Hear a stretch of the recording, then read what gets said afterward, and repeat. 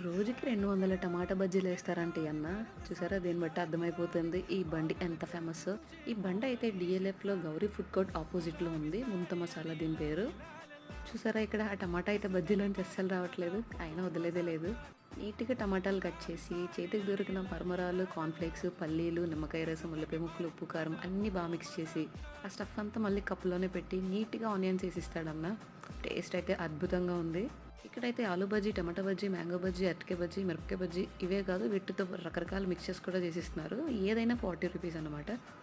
ఆ ప్రైస్కి ఆ టేస్ట్కి వర్త్ అనిపిస్తుంది.